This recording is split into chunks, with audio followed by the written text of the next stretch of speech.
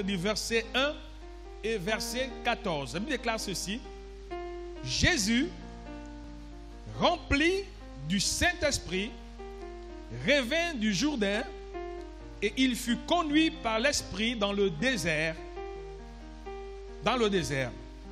Verset 14. Jésus, revêtu de la puissance de l'Esprit, retournant à Galilée, et sa renommée s'est répandue dans tout le pays d'alentour. Et quand vous lisez la suite, et en ce moment, il a commencé le ministère. Alors, deux choses majeures nous captivent, c'est être conduit et être revêtu. Alors, le Saint-Esprit, rempli du Saint-Esprit, il a été conduit. Il y a l'œuvre de l'Esprit dans deux dimensions. La dimension de la conduite et la dimension du revêtement. Et c'était important de réaliser, comprendre. Jésus a été rempli du Saint-Esprit quand? Quand nous lisons, on va lire un peu plus haut, Luc chapitre 4. Luc chapitre 4, voilà. Jésus rempli du Saint-Esprit et revint du Jourdain et il fut conduit. Il revient du Jourdain où il a été baptisé. Donc, alors qu'il sortait des eaux, il a été rempli du Saint-Esprit. Et cela l'a conduit à quoi? Aller là où l'Esprit l'a envoyé. Il faut bien comprendre. Jésus s'est fait baptiser, il avait 30 ans. Dans le livre de Luc, Luc chapitre 2, au verset 46, on nous dit que Jésus, à l'âge de 12 ans, il était au temple assis au milieu des docteurs. On peut lire ensemble par la grâce de Dieu. Luc chapitre 2, verset 46 nous dit ceci.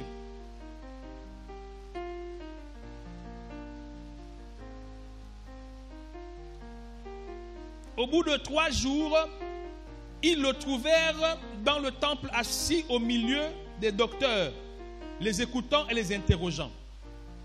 Jésus, les écoutant, les interrogeant. Jésus faisait quoi? Il écoutait, n'est-ce pas, les docteurs de la loi. C'est qui les docteurs de la loi? Ce sont ceux qui avaient la connaissance profonde et qui étaient capables d'expliquer des choses extraordinaires. Il n'était pas assis au milieu des pasteurs, mais des docteurs de la loi. Alors, il avait 12 ans en ce temps. Et quand il va se faire baptiser, Jésus a 30 ans. On nous dit entre 12 ans et 30 ans, ça fait 18 ans. Jésus a eu le temps de connaître. C'est pourquoi il faut prendre le baptême, ou on prend le baptême après avoir été instruit, afin d'avoir la connaissance et la compréhension de la personne de Christ. Et quand Jésus sort du baptême, il reçoit le Saint-Esprit. Et nous tous, quand nous sortons du baptême, nous recevons le Saint-Esprit. Et quand tu reçois le Saint-Esprit fait quoi? Il te conduit dorénavant. Il te conduit. Et la conduite est une étape, c'est une dimension du Saint-Esprit. Quand quelqu'un a reçu le baptême, normalement, tous ceux qui sont baptisés, ils ont le Saint-Esprit. Ils ont le Saint-Esprit. Tous ceux qui sont baptisés ont le Saint-Esprit. Mais que fait le Saint-Esprit? Il commence par te conduire. Il commence par te conduire. Et suivez mon regard pour comprendre effectivement les étapes ou comment est-ce que la vie chrétienne devient efficace. La plupart des chrétiens ne sont pas efficaces, ne sont pas pragmatiques, ne vivent pas. La plupart des chrétiens ne sont pas extraordinaires. Pourquoi? Parce qu'effectivement, ils n'ont pas la compréhension de certaines informations. Ou sinon, ils n'ont pas la pratique de certaines informations. Jésus a eu le temps d'apprendre. Et quand il passe par le baptême, le Saint-Esprit se manifeste en lui et il est conduit. Il est conduit. Donc, il y a dans l'œuvre du Saint-Esprit deux dimensions qui sont consécutives. C'est-à-dire qu'il n'y a pas la seconde sans la première. Il faut la première pour qu'il y ait la seconde. C'est-à-dire qu'il faut qu'il te conduise pour qu'il puisse te revêtir. La conduite te conduit aux informations. Et le revêtement te conduit à la manifestation. Donc, il faut qu'il te conduise. Et si tu acceptes d'être conduit, ensuite tu seras revêtu. Si tu n'es pas conduit, tu ne seras pas revêtu. Et la plupart ne sont pas revêtus parce qu'ils n'acceptent pas d'être conduits. Et c'est le revêtement qui conduit à la manifestation. C'est quand le revêtement se manifeste que nous manifestons de l'impact. Alors, c'est très important. C'est très important. Si tu n'acceptes pas d'être conduit, tu ne vivras pas des miracles et des prodiges venant du Saint-Esprit. Alors, je parlerai des différentes dimensions. La dimension où il est avec toi, c'est la dimension où il te conduit. Là où il est avec toi, c'est la dimension où il te parle, où il te dit des choses. Et l'Esprit de Dieu parle à tous les chrétiens. Il parle à tous les chrétiens. Il dit, l'Esprit, il sera avec toi, il te conduira. On est dans Jean chapitre 16, 13. Quand le Consolateur sera venu, l'Esprit de vérité, il vous conduira dans toute la vérité, car il ne parlera pas de lui-même, mais il dira tout ce qu'il a entendu et il vous annoncera les choses à venir. Quand l'Esprit de vérité, quand le Consolateur sera venu, l'Esprit de vérité, il vous conduira. Il vous conduira. Le jour de la Pentecôte, on nous dit que l'Esprit est arrivé et il est avec nous et il est en nous. Alors, s'il vous plaît, je voudrais que, vous savez, le manque de connaissance ou le manque de compréhension nous fait perdre du temps dans notre marche chrétienne. Vous savez, la plupart des gens pensent qu'ils font des choses pour le pasteur. Vous ne faites pas ça pour moi. Moi aussi, je ne le fais pas pour vous. Moi, je parle seulement. Mais pendant que je parle par le Saint-Esprit, car la Bible déclare, Zacharie 4, 6, c'est poussé par l'Esprit de Dieu que les hommes ont parlé de la part. C'est-à-dire que c'est dit par la force, ni par l'intelligence, mais c'est par le Saint-Esprit. Voici le bon verset. Donc, ça veut dire que ce que nous faisons alors que nous sommes en train de le faire, c'est l'œuvre de l'Esprit de Dieu. Alors, ça vous concerne, ça me concerne. Quand Dieu donne des instructions, beaucoup pensent que non, ça c'est pour le pasteur ou bien machin. Non, mais c'est pour ta propre vie. Si tu ne fais pas, beaucoup. Si tu fais, très bien. Mais si tu fais, tu ne veux pas faire, ça va te retomber dessus. Et la plupart des gens pensent qu'à l'église, vous savez, on ne vous dit pas souvent la vérité. Parce que la plupart des prédicateurs ont peur de perdre les âmes à l'église. Donc, ils s'en foutent de vous dire la vérité parce qu'ils veulent vous garder dans une forme d'obscurantisme pour davantage sucer le miel qu'il y a en vous. Alors, ça me rappelle un homme, un politicien, qui dit la vérité aux Français. Il dit, voici comment ça se passe. Et puis, vous savez, les gens n'aiment pas ce qu'ils disent la vérité. Jésus a été tué à cause de la vérité. Tout ce que vous faites à l'église, c'est pour vous-même. Ce sera votre avantage ou votre désavantage. Ça vous regarde. Ce que moi je fais, ça me regarde. Ça y va de ma vie. Si je m'applique, ça me bénit. Si je ne m'applique pas, ça me maudit. Donc, la dimension où le Saint-Esprit est avec toi, c'est la dimension où il te conduit. Il dit, il vous conduira. Il a conduit Jésus. La dimension où il est en vous, il est en vous, donc à l'intérieur de nous. C'est la dimension où il se manifeste en puissance. Il y a la connaissance, il y a la puissance. Jésus revêtu. Le revêtement, c'est le fait que l'Esprit soit en lui. L'Esprit était en lui. Et pour que l'Esprit soit en toi, ça a la conséquence de l'acceptation d'être conduit par le Saint-Esprit. Mais vous remarquez que l'expérience de Jésus, en étant conduit par le Saint-Esprit, il ne l'a pas conduit au magasin l'acheter les habits.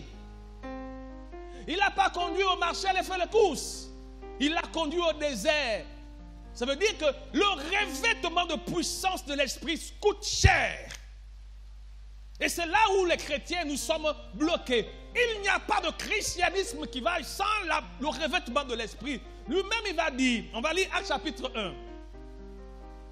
Actes chapitre 1 au verset 8. Parce que beaucoup pensent qu'on devient grand. Non, il y a un prix à payer dans la vie chrétienne. Il dit, mais vous recevrez une puissance, le Saint-Esprit survenant sur vous. Il dit, vous recevrez une puissance. Pour recevoir cette puissance que le Saint-Esprit, il y a des indications, des exigences à respecter. S'il vous plaît, ne vous bernez pas, ne vous bercez pas, ne vous y trompez pas. Regardez les chrétiens comment ils sont partout. Regardez les chrétiens comment ils sont, vous aussi. Regardez les chrétiens, il y a des choses que les chrétiens ne font pas. Parce que beaucoup pensent que la dispensation de la grâce nous dispense du sacrifice. Beaucoup pensent que les choses vont tomber du ciel parce qu'il dit qu'il ouvrira les écluses des cieux et puis les gens disent ça va aller, mon Dieu est fidèle. Mon ami, la terre s'inondait d'eau alors que Dieu était assis sur son trône. La condition de misérabilité dans laquelle nous passons ne change nullement la grandeur de Dieu. Et regardons les chrétiens, nous sommes là en train d'espérer que ça va aller, alors que la Bible déclare qu'il y a un prix à payer. Si tu ne t'investis pas dans ça, mon frère, tu vivras une vie de figuration. Et c'est là où nous sommes. Je voudrais par la grâce de Dieu ce matin te faire comprendre l'impériosité de collaborer avec le Saint-Esprit et accepter d'être conduit par le Saint-Esprit. Jésus, il a commencé son ministère après avoir été revêtu de la puissance de l'Esprit. Il n'a pas commencé après avoir été baptisé. Il n'a pas commencé après avoir écouté l'information. Il a écouté l'information. Il se fait baptiser et il est allé se faire revêtir de la puissance de l'Esprit. Ça veut dire que la puissance de l'Esprit est la chose qui va te distinguer dans ta génération. Est la chose qui va t'amener à faire la différence. Et je prie ce matin que quelqu'un entende la parole, que quelqu'un la reçoive au nom de Jésus et que quelqu'un la mette en pratique. Je prie ce matin qu'après cette parole, tu ne sois plus la même personne au nom de Jésus.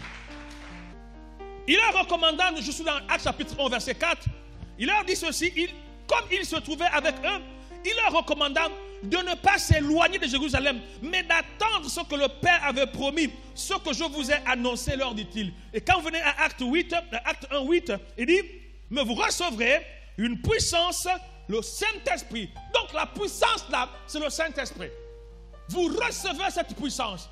Et à la suite de cette puissance, vous serez capable de témoigner et de démontrer que je suis. Il dit, mais vous recevrez une puissance, le Saint-Esprit survenant sur vous, et vous serez mes témoins à Jérusalem, dans toute la Judée, dans toute la Samarie, jusqu'aux extrémités, n'est-ce pas, du monde. Et ça, c'est qui fait ça? Le Saint-Esprit. Notre christianisme n'est pas si impactant parce que nous ne sommes pas revêtus de la puissance, car c'est la puissance qui fait de la démonstration. C'est la puissance qui fait l'impact. Et ça, ce n'est pas une affaire de position ecclésiastique, c'est une affaire d'acceptation. Nous sommes tous baptisés pour la plupart ici. Nous sommes tous baptisés. On a tous le Saint-Esprit. Quelqu'un dit Amen. Quelqu'un dit Amen. Dis j'ai le Saint-Esprit. Alléluia. Alors, je crois qu'on a tous le Saint-Esprit, mais on n'a pas tous le revêtement de l'Esprit. On n'a pas tous le revêtement. On n'a pas tous. Parce que le revêtement de l'Esprit fait que tu deviennes un inébranlable, un infatigable, un incomparable. Tu deviens quelqu'un de très dangereux. Quand tu vois quelqu'un, ah ça je ne peux pas. Le Saint-Esprit, il est comme le bulldozer, le caterpillar en toi qui te permet de passer là où tout le monde ne passe pas. Alors que les jambes sont fatiguées, toi tu continues. Il est l'énergie spirituelle qui te permet de faire la différence. Il est celui qui te permet d'obéir radicalement, profondément. Tu sais, on peut te dire quelque chose, tu n'es pas obligé de faire. Mais quand le Saint-Esprit est en toi, tu sens l'envie de faire. Alors que c'est difficile, tu as envie de faire. Quand le Saint-Esprit est en toi, tu sens le désir d'obéir. Tu as le désir de faire la différence. Quelqu'un dit Amen. C'est pourquoi il faut rechercher le revêtement. Ne soyez pas des chrétiens qui simplement, ah Dieu m'a dit. Non, il faut dépasser cette étape. Donc la dimension où il est en nous est la dimension du revêtement, de la personne du Saint-Esprit. Et cette dimension est celle qui permet la démonstration de la puissance de l'Esprit. 1 Corinthiens 3,16, il dit, ne savez-vous pas que vous êtes le temple de Dieu et que l'Esprit de Dieu habite en vous? Habite en vous. C'est quand il habite en toi que la puissance devient ton partage. Est-ce qu'il habite en toi? Alors je suis sceptique, interrogatif, parce que quand je vois comment certains juifs vivent de leur christianisme, je suis tenté de me dire qu'ils ont le Saint-Esprit qui est avec eux, mais ils n'ont pas le Saint-Esprit en eux. Je suis tenté de dire qu'ils ont l'Esprit avec eux, mais ils n'ont pas l'Esprit en eux. L'Esprit avec toi, c'est la possibilité de venir à l'église écouter la parole. Mais l'Esprit en toi, c'est la possibilité de demeurer et obéir à la parole, car il y a une nuance entre écouter et puis pratiquer. Ce n'est pas tous ceux qui ont écouté la parole qui sont devenus, mais c'est tous ceux qui ont reçu. Et ceux qui reçoivent, c'est par le Saint-Esprit. Dis-moi amen. Non, mais dis-moi amen. Alors quand je vois le christianisme qui est manifesté dans la vie des chrétiens de notre génération, je suis tenté de dire, sans me tromper et sans être un prophète assermenté, que les chrétiens viennent à l'église, ils écoutent la parole, ils sont baptisés par immersion, ils parlent en langue, ils ont le Saint-Esprit, mais le Saint-Esprit, il n'est pas en eux, il est avec eux. Et c'est pourquoi ils ont des capacités de venir à l'église, de durer à l'église, de faire certaines choses, parce que cela leur vient de la force de l'Esprit. Mais la manifestation, mon frère, on va voir qu'il faut cela pour résister au diable. Et c'est ça dont je veux parler ce matin au nom de Jésus. Dis-moi amen. La Bible dira que Jésus, dès qu'il sortit du Jourdain, après son baptême, il a été conduit par le Saint-Esprit dans le désert. Luc chapitre 4, 1. Jésus, rempli du Saint-Esprit, revint du Jourdain, il fut conduit par l'Esprit dans le désert. Quand le Saint-Esprit te conduit, il te conduit pour te revêtir. La mission du Saint-Esprit, il n'y a pas de christianisme qui vaille sans puissance du Saint-Esprit. Ça te concerne, ça me concerne. Il n'y a pas d'impact de vie sans la puissance du Saint-Esprit. La Bible déclare que le monde dans lequel nous sommes est sous la puissance du malin. Donc il y a une puissance maligne, il y a un puissant malin qui opère dans ce monde. Et humainement, tu ne peux pas lutter contre ce gars. Il est puissant, il est fort, il est dangereux, il est habile, il est subtil. Cet esprit-là, selon Jean chapitre 5 au verset 19, le monde entier est sous la puissance du malin. Il y a un esprit puissant qui gouverne le monde. Donc, si tu es chrétien, sans la puissance du Saint-Esprit, tu seras sous la puissance de ce malin. Tu seras sous l'influence de ce malin. Et c'est pourquoi tu vois beaucoup de chrétiens, ils commencent, et après coup, ils tombent. Ils commencent, après coup, pourquoi? La puissance du malin là. La puissance du malin. Mais comment il opère? Par la séduction, la tromperie, la convoitise. Toutes ces choses, il crée des choses juste pour t'arrêter. C'est pourquoi il te faut la puissance de l'esprit. Il te faut la puissance. Il y a une puissance qui opère dans le monde. Et cette puissance fait en sorte que les chrétiens ne tiennent pas. Pourquoi ils ne tiennent pas? Parce que la puissance de l'Esprit de Dieu n'est pas en eux. Et si la puissance n'est pas... C'est pourquoi, tu sais, souvent on se bat. Mais viens à l'église, ferme. Il y a des choses que tu n'y arriveras pas si la puissance de cet esprit n'est pas en toi. C'est ni par la force, ni par l'intelligence. Que ta force ne peut pas. Ton intelligence ne peut pas. Il y a des choses que ta compétence ne peut pas faire. Il faut que le Saint-Esprit soit à l'œuvre. Et on va voir ce matin que le désert, Jésus a été conduit exprès. En tant que fils de Dieu, il ne pouvait pas opérer sans que le Saint-Esprit soit en lui. Il fallait qu'il passe par l'école de l'épreuve pour qu'il reçoive. Vous savez, j'ai appris que Dieu ne donne pas des choses précieuses aux porceaux. Dieu ne donne pas des choses utiles à n'importe qui. Il y a des choses que tu vas devoir payer pour les avoir. Tu dois mériter. Il y a la grâce, tu es sauvé. Si tu meurs là, tu es sauvé. Mais les choses de la terre, il n'y a que des violents qui s'en emparent. Il y a des choses que Dieu va te donner parce que simplement, tu es quelqu'un qui a un front dur et tu dois demander à Dieu d'endurcir ton front. La vie n'est pas gratuite, les amis. La vie n'est pas, je ne sais pas, mais les choses de Dieu ne se ramassent pas. C'est pourquoi celui qui a cru en Seigneur, qui pratique, il est semblable à quelqu'un qui aura creusé, encore creusé, et bâtir sur du roc. Et celui-là va résister aux intempéries. La vie chrétienne, c'est pas facile. On est là comme ça, on pense que ça va aller. Arrêtez de vous chanter des berceuses. Arrêtez de vous chanter des berceuses. Ça va aller, ça va aller, ça va aller, ça va aller, ça va aller. Rien ne se passe si rien n'est fait. Je l'ai dit, Jésus, il a pris le temps d'apprendre la parole. Mais pour être revêtu de la puissance, il a dû passer 40 jours de jeûne et prière. Il a passé, et on va voir qu'est-ce qui s'est passé pendant les 40 jours de jeûne et prière. On ne nous dit pas exactement ce que d'autres hommes de Dieu ont eu dans le jeûne et prière. Mais la Bible nous parle clairement de l'expérience de Jésus alors qu'il était dans le jeûne. Et j'ai compris ce matin que en fait, ce n'est pas dans le jeûne et prière qu'on cherche la révélation. Beaucoup vont jeûner pour que Dieu leur dise. Beaucoup vont jeûner pour que Dieu leur dise, Seigneur, montre-moi. Ils rentrent en jeûne de prière. Et quand on voit Jésus, quand Jésus est rentré en jeûne de prière, conduit par le Saint-Esprit, il n'a pas parlé avec Dieu. Il n'a pas eu de révélation. Il n'a pas eu d'onction particulière dans le sens où Dieu était assis à côté. Il n'a pas eu ça. Il a eu trois choses.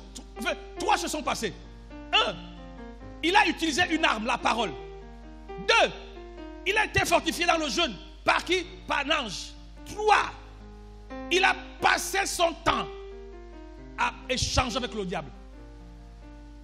Il n'a pas échangé avec Dieu. Qu'est-ce que ça dit? Que la plupart des révélations que tu reçois dans les jeûnes ne viennent pas de Dieu. La plupart des révélations que tu reçois dans les jeûnes de prière ne viennent pas de Dieu. Sinon Jésus aurait dit, quand le démon dit, il a fait monter, il dit, ça c'est Dieu qui le veut. Je monte. Et on va voir. La plupart disent, Dieu m'a dit, dans le songe, Dieu m'a montré. Moi, je vous dis, frères et sœurs, je n'ai pas trop de vision dans les jeûnes. Alléluia. Amen. Que se passe-t-il durant le jeûne? Il y a, je l'ai dit tout à l'heure, Luc chapitre 4, 3. Il y a une chose fondamentale, il y a la faim. Il y a la faim. Il y a la faim, oh. Il y a là, on a envie de manger. Luc 4, 3. Le diable dit, si tu es le Fils de Dieu, ordonne à ce que cette pierre devienne du pain. Parce que Jésus a eu faim. Durant le jeûne, il a eu affaire à trois choses. Je l'ai dit, manifestation de son corps. Donc il a eu la faim. Manifestation du diable. Le diable s'est manifesté. Manifestation de l'ange. Et l'ange n'est pas venu plusieurs fois.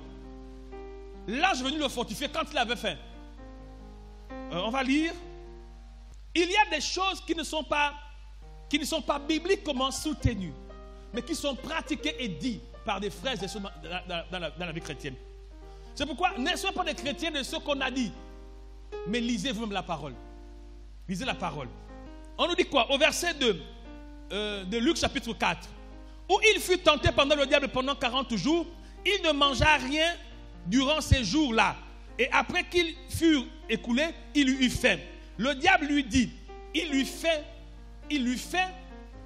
en temps réel, il n'a pas eu faim au départ. Il a eu faim après. Pourquoi Moïse a réussi à passer 40 jours dans le jeûne, à la montagne? Il était en présence de Dieu. Les jeûnes inspirés par Dieu et faits selon le standard de Dieu, parce qu'on va voir comment faire un jeûne, sont des jeûnes en général qui ne pèsent pas dans le corps. Parce que c'est pour une mission. Ce n'est pas une mission de destruction, mais de construction. Le jeûne n'a pas pour mission de te révéler, mais de te façonner. Parce qu'à la suite du jeûne, on reçoit une armure. Alléluia. On reçoit une armure. Donc, durant ce temps de jeûne, Jésus a utilisé la parole face au diable. Quand vous lisez, quand le diable va lui dire, bon écoute, fais que la pierre devienne le pain, le diable lui dit, si tu es le Fils de Dieu, ordonne à ce que cette pierre, qu'elle devienne du pain. Jésus lui répondit, il est écrit, l'homme ne vivra pas de pain seulement. Jésus répliquait par rapport à la parole. Mais d'où Jésus a-t-il la parole? Jésus a été enseigné. Il a été enseigné. C'est parce qu'il avait la parole en lui qu'il était capable de répliquer par la parole. Vous savez, il savait, à chaque fois le diable faisait des propositions, il savait réagir. Vous savez pourquoi? Parce qu'il avait la parole de Dieu en lui. Donc, l'armure, si tu veux, l'arme qu'on utilise pendant le jeûne, c'est la parole que tu dois avoir. Tu dois avoir. Je continue. Quand Dieu nous parle, quand Dieu te parle, vraiment quand Dieu veut te parler, il ne t'envoie pas jeûner. Amen. Non, s'il vous plaît, je voudrais sortons des fausses informations. La Bible dit dans Job 33, au verset 14, 15, on va lire. Parce qu'il y a des choses qu'on se dit qui ne sont pas fondées, mais qui sont des impressions. Qui sont des impressions. ou qui sont peut-être des expériences. Je ne veux pas dire qu'ils ne parlent pas comme ça. Dieu est souverain. Job 33, 14. Dieu est souverain. Dieu peut parler par des animaux, il peut parler par des plantes, il peut utiliser n'importe quoi. Mais en général, quand nous lisons ici, on dit, il dit Dieu parle cependant tantôt d'une manière, tantôt d'une autre. Il y a plusieurs manières, il y a plusieurs façons. Et il dit, il parle par des songes, par des visions nocturnes, quand les hommes sont livrés à un profond sommeil, quand ils sont endormis sur leur couche, alors il leur donne des avertissements. Dieu parle par des songes, par des visions, et Dieu parle par sa parole, parce qu'il soutient toutes choses par sa parole. Donc Dieu parle par des visions, par des songes. Ce n'est pas dit que Dieu nous parle dans le jeûne ou après avoir jeûné. Donc le rôle du jeûne, ce n'est pas pour que Dieu te parle. Le rôle du jeûne, on va voir, je vous en supplie mes frères. Le rôle du jeûne, quand les disciples ont été incapables de chercher l'esprit, il dit que ce genre de monde ne part que par le jeûne et la prière. Mais qu'est-ce que le jeûne produit? La prière parle et le jeûne produit quelque chose. C'est pourquoi il faut comprendre que ce n'est pas parce que tu auras jeûné que tu auras le réma. L'obéissance à la parole, l'obéissance à la parole, l'obéissance à l'instruction te conduit à une dimension de révélation. Souvent on jeûne pour que Dieu nous montre les secrets. Ce n'est pas ce qu'il dit. Les secrets de Dieu viennent par obéissance à un niveau. Mais Dieu nous parle par des songes. Mais quel type de songes? Il nous demande d'examiner les songes parce que le diable aussi parle par des songes et des visions. Mais Dieu parle par des songes et des visions. C'est pourquoi fais attention à la plupart de tes songes. Fais attention aux songes. Mon ami, fais attention aux songes. La plupart des grandes informations que Dieu va te donner, c'est par des songes et des visions. C'est pourquoi je t'en supplie. Et comment est-ce qu'on active les bons songes et les bonnes visions? C'est ta sainteté, ta sanctification, la manière dont tu vis, la manière dont tu obéis à la parole détermine. Job était un homme intègre et droit, il craignait Dieu et se détournait du mal. Job chapitre 11 verset 5, c'était un homme intègre, c'était un homme droit, il craignait Dieu et puis il se détournait du mal. Et c'est lui qui dit que Dieu parle cependant tantôt d'une manière, tantôt d'une autre. Ça veut dire, pour que Dieu te parle facilement, tu dois avoir une vie d'obéissance. Tu dois avoir une vie d'obéissance. Plus obéissant tu es, plus Dieu te parlera. Parce que l'obéissance te conduit à la sensibilité, te donne l'accès de Dieu. J'ai compris pourquoi tu ne dois pas aimer le péché. Si tu pêches beaucoup, tu te prives de la voix de Dieu. Donc là où il y a le péché, il y a un problème de révélation. Aujourd'hui, de moins en moins, on a des secrets parce que nous sommes de moins en moins obéissants. Durant le jeûne, tu es confronté au diable. Et le diable va user des stratagèmes, des fausses informations. Il va utiliser ton corps contre toi, juste pour faire une chose, te faire dévier, te faire arrêter. Parce que si tu ne continues pas, et que tu arrêtes, tu n'atteindras pas l'action finale. Si Dieu te dit c'est 3 jours de jeûne, fais les 3 jours de jeûne. Tu ne verras rien au premier jour. Au deuxième jour, tu auras des complications. Vers la fin, ce sera compliqué, c'est vrai. Mais si tu vas au bout, tu reçois ce qui était prévu. C'est pourquoi il faut faire ce qui est demandé. N'allez pas jeûner pour avoir la révélation. Soyez obéissants pour avoir la révélation. On a vu dans Luc chapitre 4, 5, chapitre 4, verset 5. Le diable l'ayant élevé, lui montra un instant tous les royaumes de la terre. Qui a montré à Jésus? C'est le diable, ce n'est pas Dieu. C'est le diable qui l'a élevé et l'a montré les royaumes de la terre. Tu peux penser dans le jeûne, Dieu te dit, il te montre que tu as pris telle possession. Tu dis, ah j'ai vu. Ce n'est pas donc Dieu qui t'a montré, ça peut être le diable qui t'a montré. Et c'est le diable qui a montré à Jésus. Regarde, le diable l'ayant élevé, lui montra en un instant tous les royaumes de la terre. Le diable l'a élevé, l'a montré. Ce n'est pas Dieu qui a fait ça. C'est Dieu qui a fait ça. Ensuite, durant le jeûne, le diable nous fait des propositions. Luc chapitre 4, 6. Et lui dit, je te donnerai toute cette puissance et la gloire de ces royaumes, car elle m'a été donnée et je la donne à qui je veux. Durant le jeûne, la plupart, si vous remarquez bien, la plupart de conversations que Jésus a eues pendant le jeûne, ce n'est pas avec Dieu. Pas avec Dieu, avec le diable. Vous savez, aujourd'hui, on fait beaucoup de travaux de jeûne. Vous savez, à chaque fois qu'on veut prier pour un cas, il faut jeûner. Attends, machin, il faut jeûner. Machin, attends, il faut jeûner. Quand Dieu dit ce genre-là, ça veut dire que ce n'est pas tous. Ce n'est pas tous. Il y a une catégorie où on a besoin de jeûner. Mais vous savez pourquoi? Parce que, en vérité, on ne transporte pas, pour la plupart, on ne transporte pas la puissance. Est-ce que tu as vu Jésus jeûner face aux démons?